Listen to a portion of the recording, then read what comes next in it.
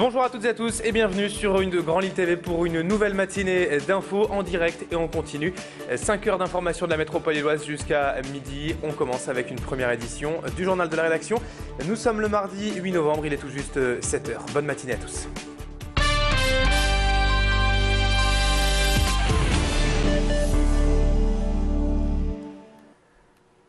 Et à la une de l'actualité ce matin, pour commencer, attention si vous devez prendre le train. Aujourd'hui, 4 syndicats de cheminots ont déposé un préavis de grève pour cette journée de mardi pour protester contre la libéralisation du système ferroviaire européen. Dans la région, la mobilisation a démarré dès hier soir à 20 h et aujourd'hui la SNCF annonce des perturbations limitées sur le réseau nord avec 3 TER sur 4 en circulation ainsi qu'un TER GV sur 2, mais un trafic normal concernant TGV, Thalys et Eurostar. Plus de renseignements par téléphone numéro suivant 0800 54 54 57 et sur internet sur infoligne.com.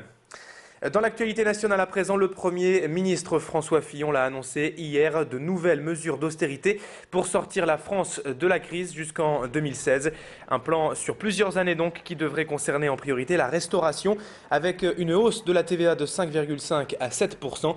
Mais selon le Premier ministre, tous les secteurs d'activité et tous les Français doivent contribuer à cet effort pour atteindre l'objectif de zéro déficit public en 2016. Au total, ce plan de rigueur doit permettre de réaliser près de 20 milliards d'euros d'économies jusqu'en 2016.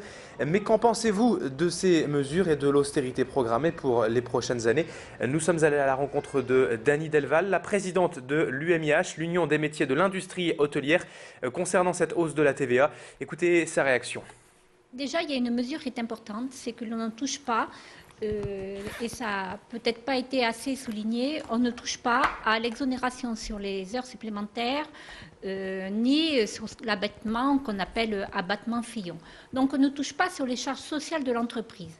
Et c'est quelque chose qui est intéressant à souligner parce que malgré tout, le social, la masse salariale dans nos affaires, dans le poids économique de la rentabilité de l'entreprise, c'est très important. Retour à présent dans ce journal sur cette mobilisation des profs et des parents d'élèves au collège Jean Zay à Faches-Tuménil hier. Une journée collège mort pour les mêmes revendications qu'au mois de mai déjà, à savoir la nomination d'un principal et d'un CPE à plein temps. Car selon eux, selon les profs, selon les parents d'élèves, ces deux postes sont aujourd'hui partagés avec d'autres établissements et cela nuit à l'encadrement des élèves. Enfin, selon le syndicat FCPE, le poste de principal adjoint, actuellement en congé maladie, ne sera pas remplacé. C'en est donc trop pour les profs et pour les parents. Hier, seuls 12 élèves sur les 334 du collège sont allés en cours et une délégation est allée déposer une lettre au rectorat hier dans l'après-midi. Explication avec cette professeure du collège Jean Zay, Catherine Lemire, au micro de notre reporter Clément Carion. Nous avons remis un courrier à M. Gosselin qu'il devra donner à Madame le recteur concernant une demande d'un encadrement plus large, à savoir un encadrement à poste plein pour le chef d'établissement et un temps plein pour la CPE.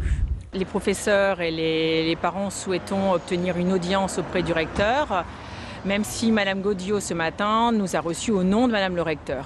On préférait malgré tout obtenir une audience avec Madame le recteur. Retour à l'actualité politique dans ce journal avec le vote du budget 2012 pour l'année prochaine, actuellement en cours au Conseil général du Nord. Et malgré ce plan de rigueur annoncé hier par le Premier ministre, le président du département, Patrick Caner, a lui assuré que les impôts n'augmenteraient pas dans le Nord l'année prochaine.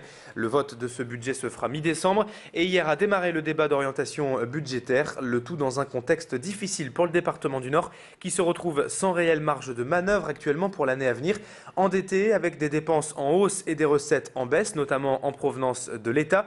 Le département est à un carrefour majeur mais veut continuer à investir, comme nous l'a expliqué son président, particulièrement à destination des enfants, et ce malgré donc les mesures annoncées par le gouvernement. Je vous propose de l'écouter. Je pense qu'il y aura un consensus global dans cette Assemblée pour ne pas augmenter les impôts, sur la part bien sûr qui est celle du département, c'est-à-dire sur les impôts sur la taxe foncière bâtie. Chaque, naturellement, collectivité est souveraine, vous l'imaginez bien. Je pense qu'aujourd'hui, tous les élus de gauche qui sont à la tête des collectivités savent qu'aujourd'hui, augmenter les impôts serait une injustice supplémentaire par rapport aux revenus des ménages les plus modestes. Et on voit bien qu'aujourd'hui, avec les annonces qui ont été faites dans le plan Fillon, il ne faut pas aggraver la situation des Français et le Nord prendra toute sa part. Allez, on termine maintenant ce journal avec un peu d'humour et la venue hier à Lille de l'humoriste Sophia Aram. La chroniqueuse matinale de la radio France Inter sera au théâtre Sébastopol le 2 décembre prochain, mais elle était déjà chez nous hier après-midi pour présenter ce nouveau spectacle, Crise de foi.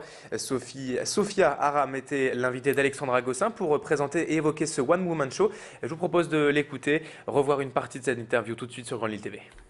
C'est trop facile de parler qu'entre athées, entre personnes qui pensent la même chose. Au début du spectacle, je demande à la salle s'ils croient en Dieu. Et dans la salle, ça crie « Oui, non, je sais pas, peut-être ». Et là, voilà, c'est à tous ces gens-là que je parle. Aujourd'hui, on a le sentiment qu'on prend un risque quand on parle de religion, mais c'est pas normal de penser comme ça.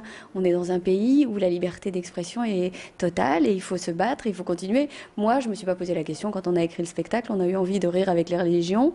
On a le droit, on peut le faire. La preuve, je le fais. Ça fait 1 an que je tourne avec ce spectacle et tout va bien. Et c'est ainsi que se termine ce journal. Merci à toutes et à tous de l'avoir suivi et merci d'être toujours aussi nombreux à nous être fidèles sur Grand Lille TV. Il est 7h06, le direct se poursuit toute la matinée jusqu'à midi, mais dans un instant, il se poursuit pour l'instant avec la météo et avec l'infotrafic. Restez bien avec nous, bon réveil, bonne matinée sur Grand Lille TV.